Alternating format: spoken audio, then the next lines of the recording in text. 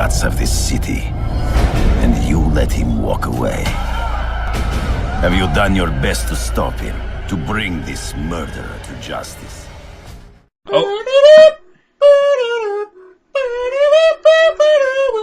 I actually heard someone with that ringtone the other day, and I was about to download that ringtone after seeing... You used to have that ringtone. Did I? Yes. No. Yes. Freshman year of college. Did I really use that Spider-Man? Yes. I did! Okay, yeah, this is wonderful for the review of the Amazing Spider-Man 2 video game, which has literally, Nick, nothing to do with that movie. Not true. Not true. Not true. What? There are 2 bosses in that movie. That are very similar, yes. Okay, those are the only 2 bosses that they're just like, well, we have to make them look like the movie version. And if you don't know who we're talking about, well, let's just go with the obvious one. Electro looks not exactly. Looks like a really kind of poor version of Jamie Foxx. But sounds nothing like him. Yeah, sounds nothing like him. Granted, no one in this movie game sounds anything like their movie counterpart. I have to ask though, real quick, since we're on voice acting. Did Spider-Man's voice kind of get to you? I didn't like the voice actor. It bothered me at first, but once I accepted this game as its own thing and not compare it to the movie, it didn't bother me anymore. Well, I think he was even different than the first game. Because the first game sounded more like what's his shit too. I don't know. The voice actor kind of annoyed me. But anyways, Amazing Spider-Man 2. It's the latest Spider-Man game by Beanox, the guys who've been making Spider-Man games since like 2010. That's when Shattered Dimensions came out. So they've been doing it for 4 years, Nick. I don't know. I've seen improvements, though. I've seen improvements. I like the free roam web slinging. Yeah. Oh, yeah. Some changes from the original Amazing Spider-Man is, first of all, they don't try to stick with the story at all. They're just like, yeah, that whole thing, no. We're good. Basically, after Amazing Spider-Man, after the whole Alistair Smythe thing going on, they just went into their own universe.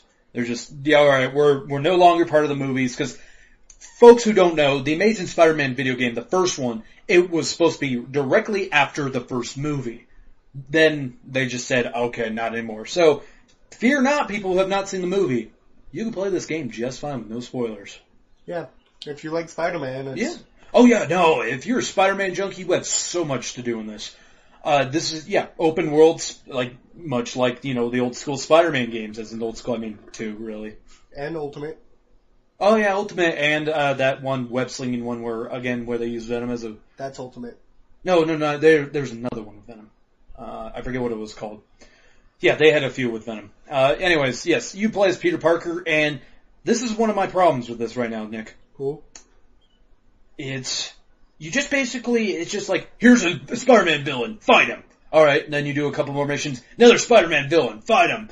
Basically, they're just, they're missing the key point of having a central villain, Nick. Well, they had a central villain. He was the central villain pulling the strings in the background. Let me put it this way. Spider-Man 2. Yes. You had to fight Doc Ock a couple of times. Yeah. You don't do that. You don't fight Electro a couple of times. I was thinking okay, this is only the first fight I have with him. And then when I beat him, it was just, oh no, he's gone. I'm like, whoa, what? It was so they could just make room for more villains. Yeah, that's all this is one of those rogues gallery of villains. That's all this is, and it kind of bugged me a little bit. I think they should have cut back on the villains, but had the villains they had more prominent. What they were doing Kraven was awesome. And then, the whole Kraven storyline was perfect. But, let's just put with, let me think of a villain. Carnage! They just kind of throw his ass in there. He was there the whole time. Green Goblin. Okay, yeah, that literally came out of fucking nowhere. He just came out of nowhere. He's just like, oh, you're fighting him now. He doesn't try to speak to him or anything. He just shows up, planting bombs, and you have to fight him. And it's a cool fight. I'm not gonna lie. Fighting Green Goblin, I had a blast with that. But it was just one and done. It was just... Same thing with Electro. It's like, oh hey, look at that dude destroying downtown while I'm fighting this other villain. I should go stop him. Yeah, exactly. Right here, don't move. Yeah, it's just like, oh, dang, this new guy who, I get no backstory on, even though we know his backstory, but you just don't get it in the game. They're just like, oh yeah. Well, you get it if you read the audio logs. Oh yeah, if you listen, okay, let me put it this way, Nick. I don't listen to those fucking audio logs unless they do the Bioshock thing where I can listen to them while playing the game. Yeah. I'm not gonna just sit there on a menu listening to them speak. I don't care. And one thing that kind of disappointed me as well, Nick, I did listen to a couple of them. I'm not gonna lie. I did listen to a couple audio logs in the beginning. And they mentioned some villains that I actually wanted to see. Like Morbius? Like Morbius. They mentioned Tombstone. They mention Hammerhead. Like, these guys, I actually wanted to see them, because this is what I originally thought when you put in this game. Alright, so the first game, people, that was all about Oscorp and all the Oscorp monsters like Scorpion, Rhino, Vernon, which I never heard of Vernon before. And then this one's more about Mafia stuff, where it's like, oh yeah, it's all these gang leaders, and I thought they were going to expand on that a little bit more, but they didn't. And it's really a shame, because the only guy that had anything to do with a gang was one of the most pathetic Spider-Man villains out there, and that is, Shocker. Who was, the porno star, the guy. I am the Shocker! Yes, that pathetic villain. He's the only one, and I guess Kingpin, technically. Yeah, but. I think Marvel, yeah. You know what Shocker is? Fucking how do I put it? The man-made version of Blockbuster. Man-made version? I'm sorry. Blockbuster and Arclight. Oh, okay, so, yeah. Alright, those D-list X-Men villains? Yeah, it's just really just terrible. Because, he's a fucking D-list Superman villain. He is the D-list Spider-Man villain, yet in every Spider-Man game, basically.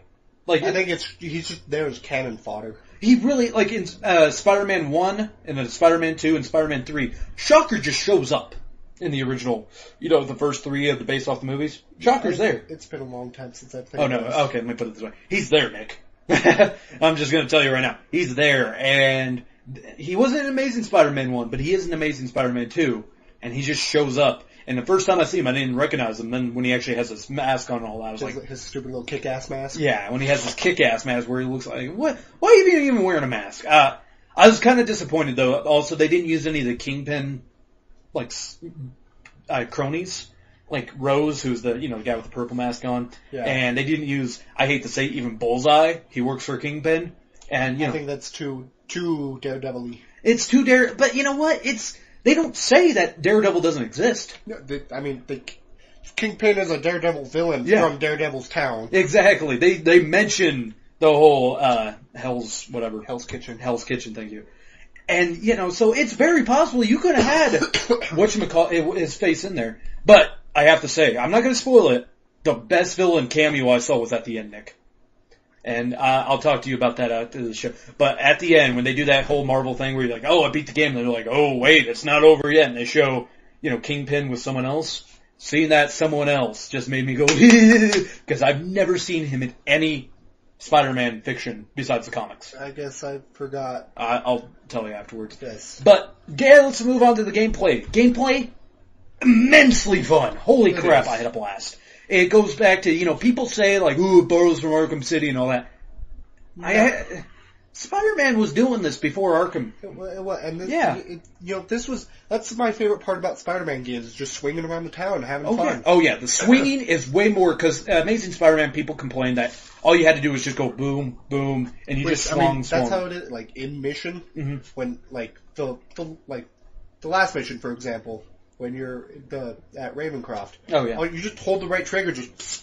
Yeah, it does do that. I don't know what I'm hanging on to. Or even when you go in the park and all of a sudden you're just like, you're actually above the trees and you're just like, okay. But it still tries. It's trying, Nick, because I've ran into some points where I'm like, left hand, come on, left hand, and Spider-Man will make a little joke like, hey, that ain't happening, dude. And I'll be like, alright, fine, right hand, and then all of a sudden I'm swinging. That's fine. The combat is great. The only thing that got to me was their hero thing that they had going on. Where you have to do so many of the fighting crime missions. Which at first, it's like, alright, that's like 3 or 4 missions. Yeah. But Towards the middle of the end of the game, once you get about 2/3 of the way in, it just becomes a hassle, because no matter how much heroic you guys do in this, they just take it away. You'll do like some part of a story mission, all of a sudden just like, oh yeah, now you're level 3 menace. I'm like, I was a level 3 hero, fuckfaces. You don't just take away all that progress. Honestly, it made me feel like I was just wasting my time. But it's a good way to power up your suit. Which I maxed out my. The only suit I only wore the Amazing Spider-Man 2 suit. Oh yeah, I wore that one too. I did dabbled in the other ones, and they all have different abilities, which I can respect. The upgrades were kind of useless. I didn't see any advantage of doing any of the upgrades. The one upgrade I did see, the combat upgrade helped, and the web boost.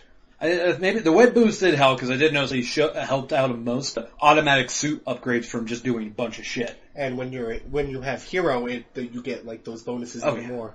Yeah, and speaking of the suit though, the more damage you take, it'll actually show on your suit. Doesn't matter what you're doing. I actually got to a point, Nick, because it was like a point where they just threw it was just boss fight after boss fight after boss fight. They did 3 boss fights in a row. And it was, I don't want to spoil them. It's one of those things where they're in the game and we already mentioned their names, but I don't want to say whether they come in the game. I fought 3 bosses in a row. Let's just leave it at that. And my suit was getting fucked up because I had to constantly heal. I was getting messed up. So my mask was getting ripped, my back was all shit up. Oh yeah, no, I could see some of my hair sticking out. Oh, I didn't actually get that bad. No, I defeated 3 bosses. I had a break. I'm like, I'm going back to my house because I want my suit to be fixed. Because I'm just I thought it was really cool though, because it really felt like he was getting worn down though. Like in my head, I was just like, yeah, this is Spider-Man. This is what would happen if Spider-Man did have to fight the 3 villains. He had to beat one guy and be like, oh shit, no rest for the wicked. Time to go take on so-and-so. Beat him. Oh, come on, guys. He's just getting worn down by villain after villain, thug after thug. And from my understanding with the damage system, every time you heal, they just put a little slit in your suit. That's the only way I ever noticed it. I mean, it might be different. It might be just you take so much amount of damage. I don't know. But I thought the suit thing, it really helps. I thought it was cool because, it's not like other games with continuous damage where it's story-based. It's you. Yes. Exactly. Jack was talking about how, in Arkham Asylum, this is what Jack is saying. In Arkham Asylum, it's all story-based. Batman gets fucked up, but, you actually see the scenes where he gets fucked up. Yeah. Spider-Man is just getting fucked up from the constant battle, which I can respect. I think that is awesome. Let's just see here. I have to say one thing, though, that kind of bugged me. The lack of Gwen. They mention her. Just mention her saying, oh, you two are broken up. That's it. Yeah. I saw Aunt May one time, and that was more than I saw Gwen. Yeah. I actually saw Uncle Ben more than I saw Gwen, and that kind of bugs me, Nick. Because I'm like, okay, I understand you guys are trying to separate from the movie and such, but, why even do the oh, here's Harry and them scene? Why not just do Norman Osborn? If you're going to deviate so much away from the movie, why not just do a Norman Osborn Green Goblin? Why start with a Harry? Because I think they were going for the more crazy. Yeah, Norman Osborn was pretty crazy, dude. He was, but he was no Hobgoblin. Well, Harry. Okay, he was no Harry Green Goblin. Yeah, I was about to say Harry was never Hobgoblin. There's been 18 different people they said have been Hobgoblin, and then once they reveal it, they're like, oh wait, no, not the Hobgoblin. Speaking of which, when am I going to get Hobgoblin in a game, Nick? Because I want to have a Hobgoblin because he's a great character. He's like the Joker of the Marvel universe. So no one knows who he is. And he's insane. He's batshit crazy. No one knows who he is. Granted, he is a deviation from Green Goblin, but still. Yeah. He's a copycat. Yeah, he is a copycat, but he's like a worse version of the copycat because he doesn't give a fuck who he kills. He's awesome. I think, everyone likes their Venoms and stuff. I'm like, give me my Hobgoblin. That's who my character is. Anything else you want to add with this game? I think we covered basically it. Yeah. Oh yeah, the voice acting, it's pretty fucking bad. It's okay. I did not like it at all. I've heard worse. I've heard worse too. Two Worlds, we're looking at you. Yeah, that Two Worlds that one is atrocious. That one is like, good God, I think I could do better voice acting than this, because they are literally reading from, it's like they did one take, like, guys, we only got this recording room for one, so let's just read it off. This is pretty bad though. The graphics, on Xbox, how'd they look for you? Were they acceptable? Were they good? The cutscenes, not the greatest. But gameplay-wise, it looked pretty good. I have to say, honestly, on the PS4, which I played it on, it just looked like a really good PS3 game. That's what it looked like to me. It didn't look like it was a PS4 game. It just looked, it was like, okay, this is a decent looking, PS3 game, is what I'm looking at here. And it kind of brings me to this point where they're doing this multi-platform games, Nick, where I don't think they're really doing much when they go to the next gen ones. They're just kind of like, yeah, they're just on there. The system can handle it, and we put it on the format, but we didn't do anything extra to it. It just, maybe it renders a little bit better. Honestly, I kind of figure, like, right now, it's just like, say if you had Amazing Spider-Man 2 on the PC, and you up-resed all the shit, that's what it's going to look like. But otherwise, any closing thoughts with it? Nope. Final thoughts? I'd give it a 3. 3 out of 5? 3 is a fair. I had a couple, like I said, I had problems with how they did the villains. Just how they just threw them at you. Just like every mission was basically fighting a new villain. And I'm just... See, I wasn't looking at this game for story. I was just playing it because I like Spider-Man. I like Spider-Man too, but, I don't know. I don't like, Nick, call me, maybe I'm just immersed in the movie world, I guess. I don't know. I don't know what it is, but I kind of like the multiple confrontations with a villain. I don't like just, I kicked his sorry ass. Ugh. Spider-Man's a one-and-done guy. I know. He is not it's not the motion of the ocean with him. But yeah, I'm going to give it a 3 out of 5. I think it's a fun rental, honestly. You rent this game, you have fun. Yeah, because it's not a long game at all. Yeah, it's not long. And damn, Nick, honestly, if I just would have held on to it for a little bit longer, I probably could have found all the comic book pages, because I was flying through that. I already got all the suits. I grabbed a lot of the comic book pages. See, I didn't even do that. I just stuck with the story and the main story and the side missions I had to do to get... So you didn't be, attacked every 2 seconds, too. Because that's another thing. At the end of the game, I just, fuck it, alright? They want to attack me that bad? Fine. Yeah. I just did it out of annoyance. I'm just like, when they put you at full level and you have to go disarm the 3 bombs, I was like, no, fuck you guys, okay? No, I'm gonna let the city blow up, okay? Nah, see? Fuck you. I didn't do that. You or Spider-Man. It's a fun game, fun rental. If you have, it is on Redbox, I'd definitely Redbox it. Yeah, because you could beat it in a day. Oh yeah, maybe 2 if you're. If you literally just let yourself be a mess, you could beat it in a day. It's like no bigger than a 6-hour story. That is it, everybody. If you like what we do, all that stuff, subscribe, find us on Facebook, let us know what you think about this game. We'd love to know. That is it. Goodbye.